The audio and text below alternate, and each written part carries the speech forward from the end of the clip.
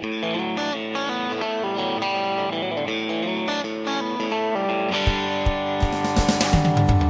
I'm going to start it off and just kind of give you an introduction of the housing situation. And so what the seminar is actually going to compose of is this is an outline, just kind of get you an idea of what we're doing instead of thinking, well, if they're going to do this or they're going to do that. And so this is what we're going to do. The objectives is to just give you a brief description of the main types of group housing systems out there. There's quite a few, and we've just taken, I think there's 5 that we've picked. These are probably the most popular ones that we see, so I'll be showing those. The other one is just some general factors involved with deciding which system to use. You know, what are we going to change to? And then an overview of retrofitting projects. We decided how would we approach this. So, well, we just take a project here and see, well, if you put electronic sow feeder in, what would it take? Or if you put in what we call a short stall, we'll just discuss those in more detail. There's all these other options there, but we just want to get focused on one just to go through the system. Then the retrofitting of the individual stalls, and Harold's going to talk about the just electronic sow feeders, and then Dr. Bates will talk about the short stall system.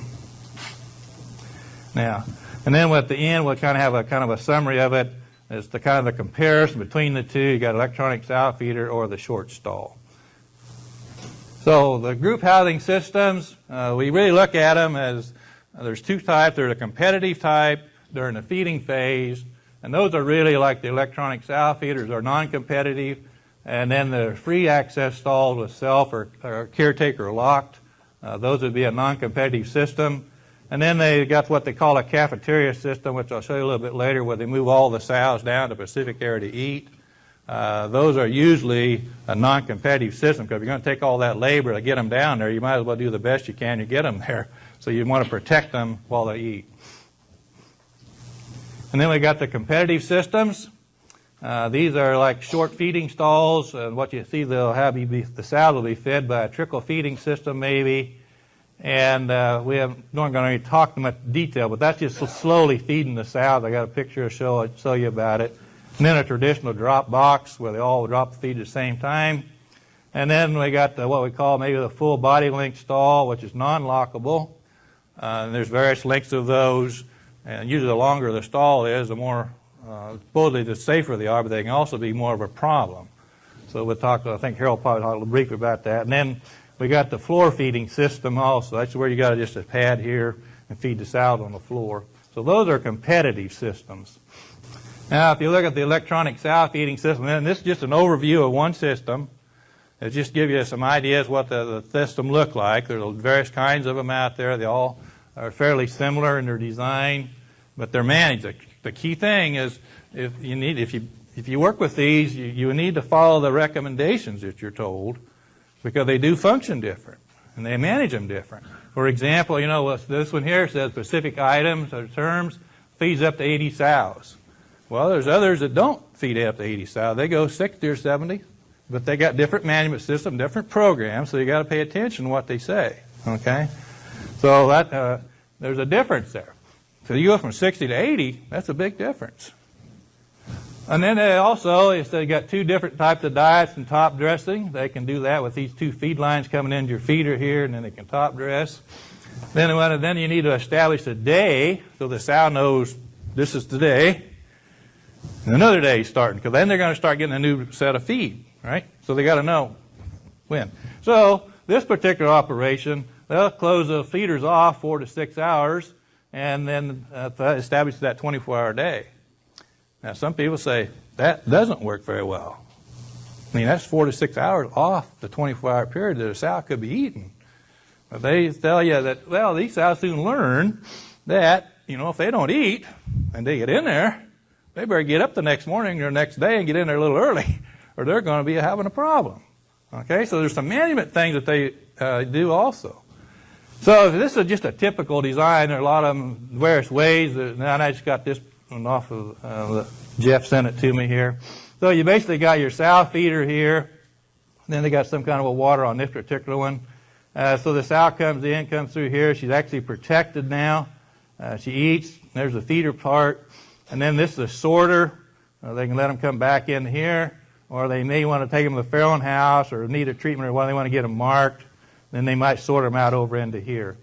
And then they have resting bays. These are various sizes. These are a little shorter here, just various sizes of bays. And there's different systems and different designs. And then a lot of people now with electronic sow feeders or group housing, they think that we need to get them in the stalls. Sometimes we put them in these stalls over here because it's easier to breed them. You know, you can't be running around a pen trying to AI a sow. I did that myself 40 years ago, and it gets to be a problem. So you put them in there, and then they'll keep them in there until they get them to about 35 days pregnancy or something like that. And that's to get them past the critical implantation part. If you stress her too much when you just breed them that first few weeks, you can have a decrease in farrowing rate and litter size. Other systems, they say that's not a problem. It's really kind of how they manage the sows and group sizes and things like that. But a lot of people, at least in this country, are usually in these kind of systems. The others will breed them 2 or 3 days later and pin them, and no problems. I pressure them too. I'll say, where's your data? And they can show me data that their system does work. And then somebody else do that same thing, and you have a whole wreck.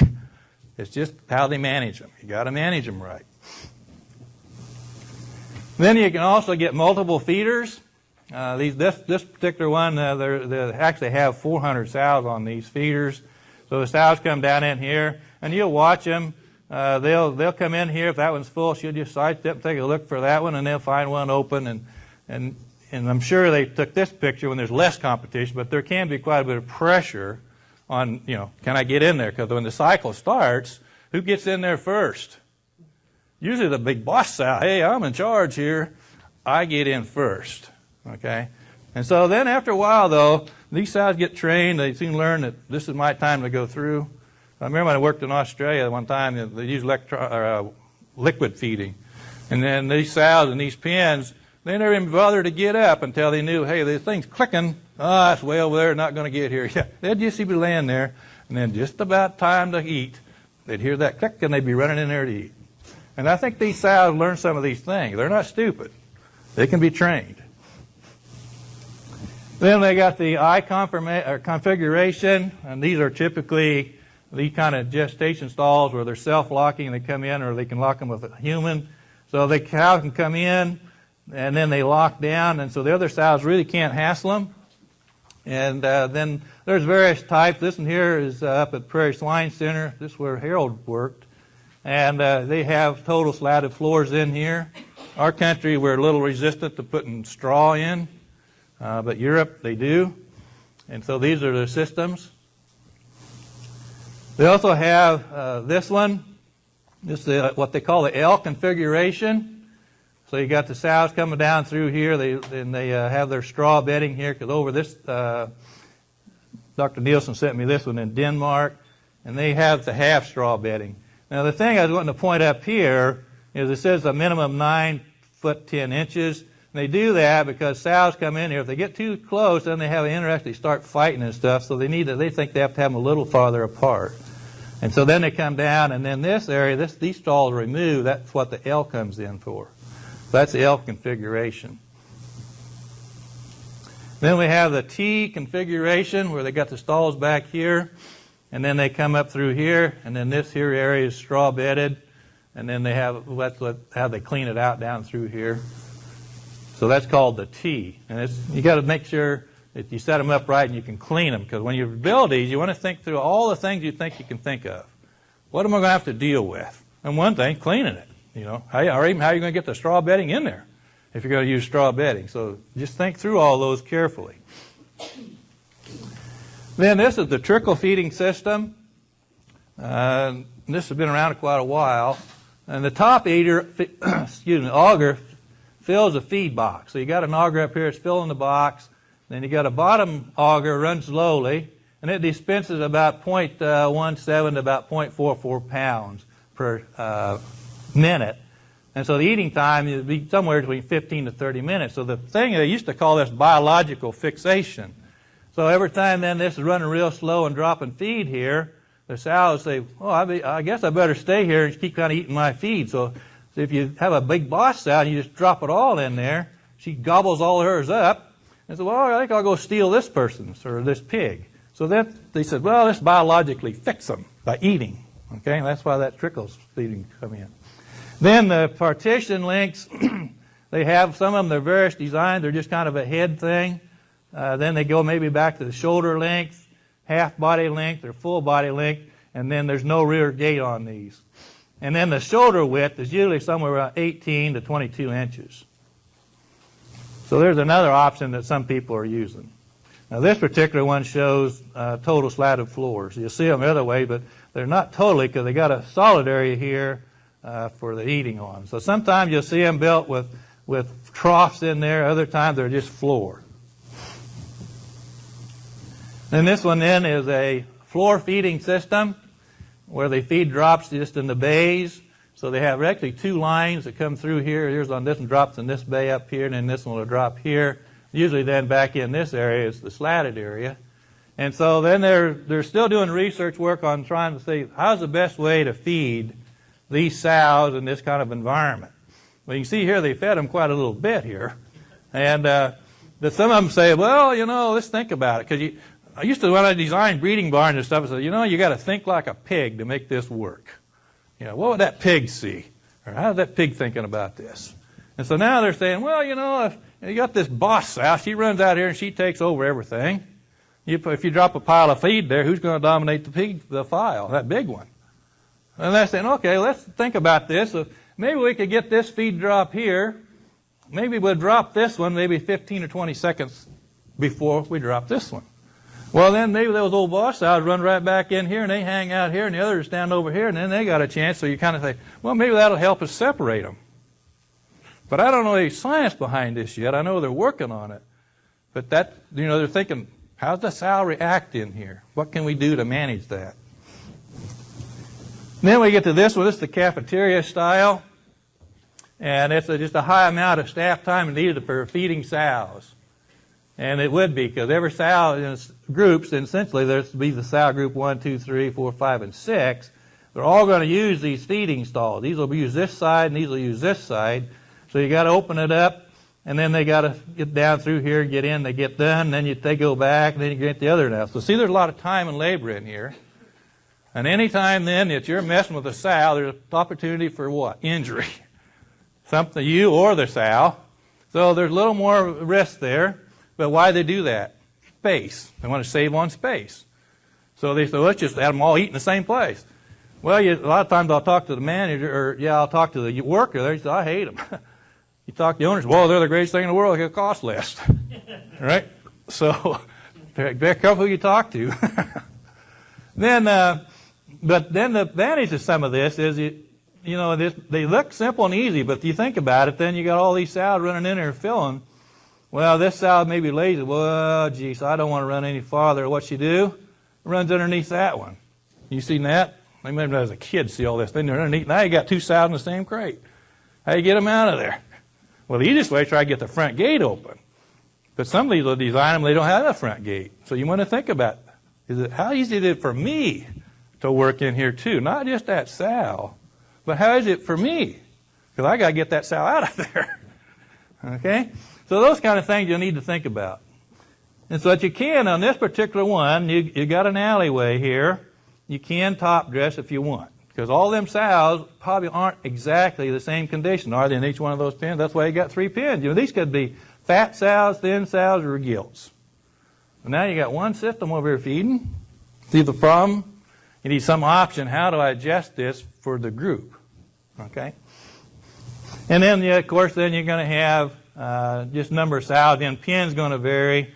So now you think, oh, now I got an auger system. Would we feed them all with an auger? Well, this pen's got 25, and then, well, we had some fallout over here, and then we're down to 20. So how do you shut them off? Do they feed it all the same?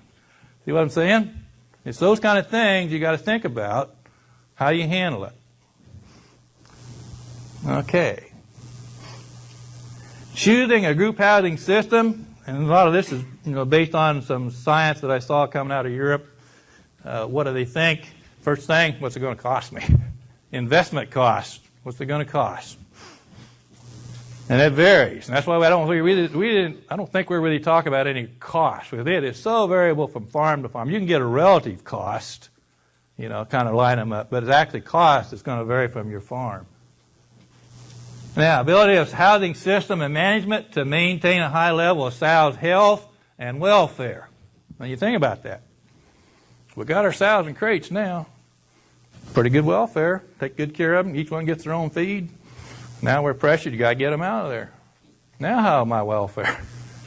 They get a fight, get beat up each other, So but you say, well, like I think Ron was saying, you're in state, you're going to be forced. You have to get them out.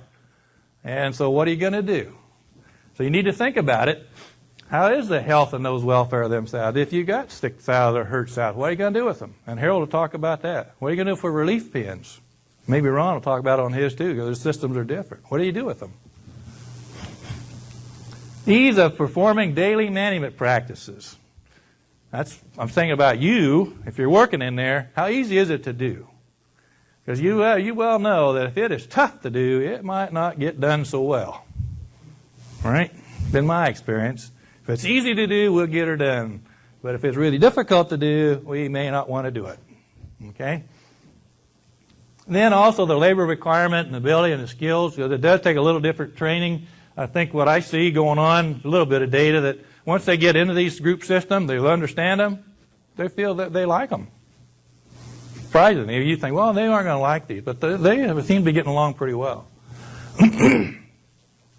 Then the feeding system, the major factors we talked earlier, are you want a competitive system or a non-competitive system. A lot of times that's dictated by what you're trying to refit. So it depends on what you're going to have to put in. Or you might have to build a new building. And then also the method of housing, which they call static or a dynamic group. Either you get them mixed up as soon as possible. You don't never let them mix or take anything out or bring something new in. You probably take something out, but you don't want to bring nothing new in. And then this one here, dynamic, they're changing. They could be changing every week, 2 weeks, 3 weeks. It just depends on the system. So you always got turnover going on in there. And that can affect your reproductive performance. I remember one farmer was working on this mixing right at the worst time in the world, like 10 to day 10, 11, and 12, the sow gets the signal of pregnancy. So you say, well, I don't want her stressed too much at 10, 11, and 12. But a lot of people don't know it, and they don't realize it. They get a second signal at day 17 and 18. If they don't get that second signal at 17 and 18, you can have some sows recycling on you. So there's 2 signals they got to get. So when do you mix them? Okay? So that's why a lot of people say, it's okay to just be static. You don't have to worry about it. But you can do it. There's other people that get along fine over here. It's just how you manage them. How you set up your system, how you manage them.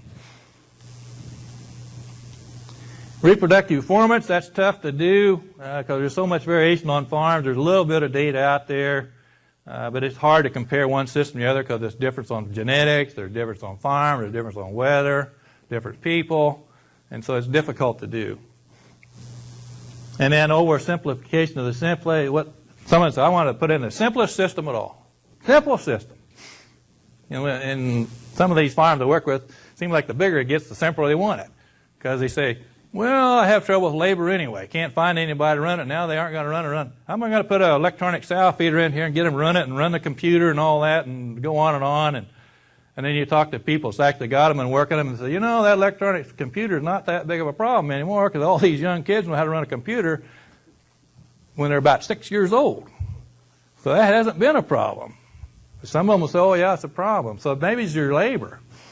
Okay? And then you got to remember, not one system going to fit everybody. Okay? Not one. It depends on the people and a lot of other things. Okay, now, so this was our project. So we say, okay, we have a 2,500 sow unit. Goal is produce about 1,000 pigs a week. Sometimes I'm pushing them up to 1,200 a week. Then farrowing is about approximately 108 sows per week.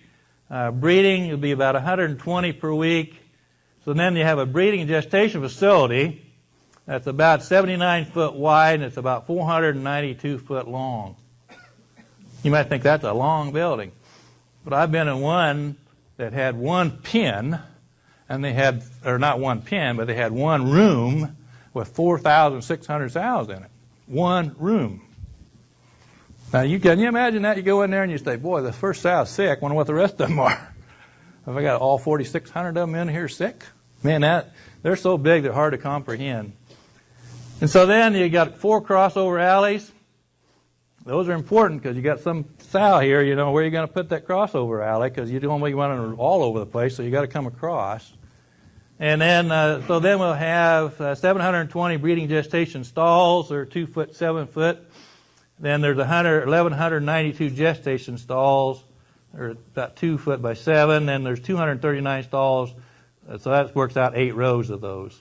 And this particular one, we picked off one partially slatted floor. You know, that's just like a typical 4-row system. With this one, you have to have an 8-row.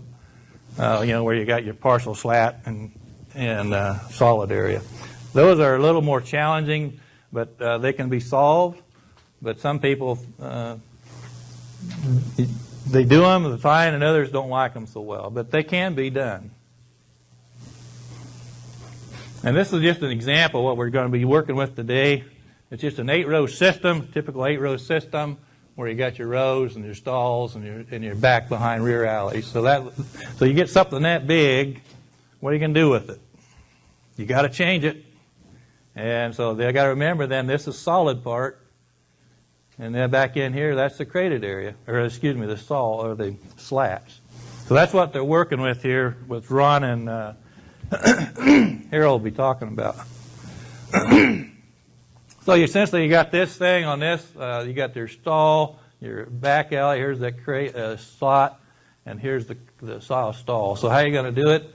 And so some people always raise the issue is typically for a typical plan for partially slatted breeding gestation stall. Okay, how can this facility be modified for use with a group housing system with use of ESF or this short cell? And is that raised feed alley a problem? That's the first thing they'll ask you. Is that alley right there going to be a problem? Because it's down below, got to go across, I go down the other side because the others. Okay? Is it a problem? Might be on your farm, it might not be. So then the factor to consider when remodeling is the feeding and housing system. Which one of them? Well, they're different. And stay with the present building shell or expand. So a lot of times you go in there and you say, well, if I do this, I got to cut my numbers, so I got to build another building. Others say, well, we'll tighten them down, and then I think they'll talk about space. If you start tightening them down, this is what you're going to result. Is that good for the sow? And then the work with the present feeding system, because you want to control your costs. You say, I don't want to invest any more than I have to. Can I use that same feed line? Or can I just move it and work, or at least part of it work? And then space allowance, that gets to be a big one. How much space you're going to give them? So you're taking Europe, they're pretty fixed. You're going to get this amount of space. And so far in this country, we don't have quite those regulations. And then number of sows per pen gets to be important. Number of boar pens. Where are you going to put them? We don't have a boar in there. It's AI. What about your heat check boar? When I work on some farms, you talk about a welfare problem. It's usually a heat check boar. Well, not too many of them, and you just see them stuck in there or whatever. So you need to think about them. Size and configuration of relief pens. In other words, it's like a hospital pen. We call them relief pens politically. I've been on, so I gave a talk in Kentucky or somewhere one time, and I was talking about a sick pen, and the guy says, you can't call them sick pen. I said, what are they? They're a special needs pen. Yeah, okay. And then just, you know, how many? Where are you going to, and you need to think, where are you going to put them, and how many are there, and how many is going to be in each pen? All right? Because you can create a welfare problem with a sick pen. Right? And you don't ever know who's in your barn unless you really screen them, do you? Because what shows up on the national TV? Videotapes. Look at how bad these things are. All right? You don't want to be one of them. Your goal is don't get on national TV. Okay? So, feeding method, which is the most cost. So I'm just going to make a few comments about the nutritional thing. So your thing is, the feeding method, what's the most control of the daily feed intake and diet? Well, you know, I think there's one answer. It's electronic sow feeder. That, you know, how else are you going to do it? Those sows are coming in. They get a special diet. There's options now. They used to not have so many options. Now they got an option for them. Okay, you specify the amount of feed each time. You can control the computer, tell it what to feed the sow. You can modify these diets anymore. The other thing I always like to think about in the future, you never know what's going to happen. Because science and stuff progresses over time. It could probably going to get better. You think, what is it going to be? If you think about it now, what have we done in this world now? What's going to happen in the next 50 years? It's gotten better now, hasn't it? Well, we think so. Maybe not. So think about it. It can happen. Now, it can change daily ration. They can change that. So the sow get out in body condition, stage of gestation, you can do that. And provide a data report that indicates which sow did not completely eat her portion that day, or she didn't eat any. You say, well, was she sick? Well, maybe. She might have even lost her ID. But at least you got the identification to go try to find her. And then potential feed savings. In these systems, you get look at the data. The more of us coming in all the time, you're going to have feed savings on these electronic sow feeders because you're feeding the sow specifically. She's not wasting a lot of feed. Another sow not stealing from her. Okay, you just got more control over her. Then the other thing is, okay, feeding method with partial control.